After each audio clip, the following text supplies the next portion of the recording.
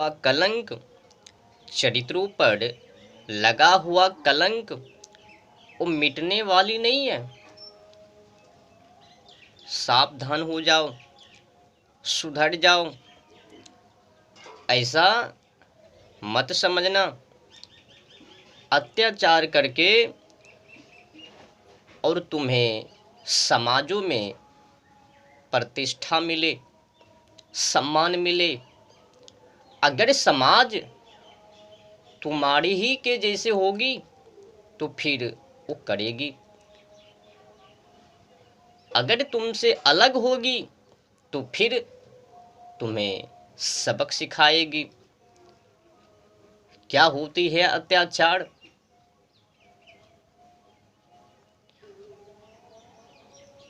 तो और फिर एक जानकारी को मैं देना चाहता हूँ आप लोगों को।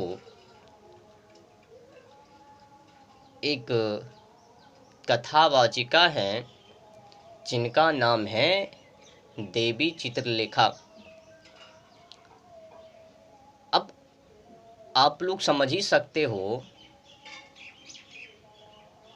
जो ज्ञान को दे रही है, व्यास गद्दी पर बैठकर ज्ञान को दे रही है, और उनकी दशा होलिया साधारण व्यक्तियों की जैसे जो आम लोग करते हैं उस प्रकार की आदतें, व्यवहार, होलिया, लक्षण ये देवी जी की हैं।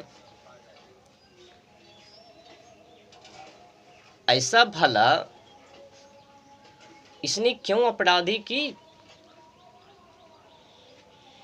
जो ज्ञान को दे सकती है सुधरने के लिए, आगे बढ़ने के लिए, लाइफ के लिए, अपनी लाइफ कैरियर को बनाने के लिए, और वही व्यक्ति शख्स इस प्रकार की हुलिया बना ली, अपनी चरित्रों के ऊपर कुलक्षण आरोप लगा ली। थोड़ी सी भी अकल नहीं। हम जो काम को कर रही हूँ, जिनके साथ शादी करने के लिए जा रहे हूँ, समाज मुझे क्या कहेगी, क्या सोचेंगे? जस के तस साथ शादियां, अब समाज भी क्या कहेगी? तुमने तो पहले से ही इनको बता रखा है, जो है सो शादियां हैं, शादियां करो। वो समाज अंधेधुन उनमें लग गई, तुम भी टपक गई उसमें। अपराधी तो अपराधी हैं, तुमसे इस प्रकार की गलतियां नहीं होनी चाहिए। तुम कोई आम आदमी नहीं हो, ज्ञान को बाँचने वाली हो, सही मार्ग को दिखाने वाली हो, और तुमसे इस प्रकार की गलतियां, अपराधी एक साधारण व्यक्तियों के जैसे लक्षण, कुलक्षण आचरण क्या शोभा देती है? तुमने जो भूल की, इससे तो यही संकेत हैं आपकी सोच विचार एक साधारण आम व्यक्तियों के जैसे। वो जो आवारा लड़के लड़कियां होती हैं, मिठ्ठू म्याऊं करती हुई रहती हैं चिलबिल्ला चिलबिल्ली में, वो आदतें तो आप में हैं। अब ये समझ में नहीं आता, आप कथा को वाचन कर रही होती या फिर उनके बारे में विचार जिसे आपने शादियों को की, आपने ऐसे वैसे से नहीं, सीधे पटरियों से उतरकर। ये तो साधारण सी बातें हैं। आवारा की चाल आप में उपलब्ध है। गलती की तो फिर सजा दंड भुगतना तो पड़ेगी ही ना। ऐसा भला कथा को वाचन करने वाली, सही मार्ग को दिखाने वाली, ज्ञान उपदेश को करने वाली, हाँ, अपने आप को धर्मात्मा सोच विचार करने वाली, वो इस प्रकार की गंदी आदतें, हरकतें, व्यवहार सीधे पटरियां से पार। समाज भी सोचती होगी चलो लड्डू पेड़ा तो खिला ही दी, कोई बात नहीं, सपोर्ट समर्थन कर देता हूँ। उनको तो समझ में है ही नहीं ये जो जिस प्रकार से की हैं ये गलत बातें हैं। अगर माता पिता श्री के अनुसार होता अलग सी है, और आपने जो अपनी मनमौजी मर्जी से की ऊपर भी अन्य समुदाय से, ये तो अपराधी है ही। अगर आम लोग करता वहाँ पर चलने वाली थी, वो भी नहीं थी, पर छूट हो सकती है उनको साधारण व्यक्ति के लिए, लेकिन आपके के लिए वो छूट नहीं है। आप कोई साधारण आम व्यक्ति नहीं हो जो कि साधारण व्यक्ति की जैसे अपनी हुलिया को बना लोगो। क्या समझाती होगी ऐसे सेक्स पता नहीं। ऐसे ऐसे ही लोग भ्रामक बातें को बताते हुए रहते हैं, अच्छाई सच्चाई बातों से दूर, बस आंसू पे आंसू, गोला पे गोला बछाड़ छुड़ा रही है और खुद भी रो रही है, और भोली भाली भक्त श्रद्धालुओं को भी लुटा रही है। कितना दर्द थी ना उस समय जब पादुका भरत जी, हाँ, पूरी कहानी में भरत जी, पूरी कहानी में हरण हो गई, पूरी कहानी में वनवास हो गई, परंतु राम जी ने सोने की महल छोड़ दी, पलंग छोड़ दी, राज सिंहासन छोड़ दी सत के लिए। वो बातें सी दूर पड़ी हुई हैं। अब जो शादी कर लिए हैं उनको तो अब एक ही लक्ष्य पर उनका ध्यान है ना, जनसंख्या। अब जो जनसंख्या पर जिनका लक्ष्य ध्यान है वो क्या करेगी, बस ए नाम को पकड़ लो, इनके ऊपर टिंग जाओ, भला होगी। देख लो ना कितनी दर्द भरी हैं, आंसू भरी हैं भरत जी, हाँ, पादुका लेकर चल दी। इस प्रकार की कहानी हुलिया बताने वाले, राष्ट्र को कमजोर करने वाले, गौ माता की हत्या करवाने वाले, ये सब वही लोग हैं जो शादियों के पीछे पड़े हुए हैं।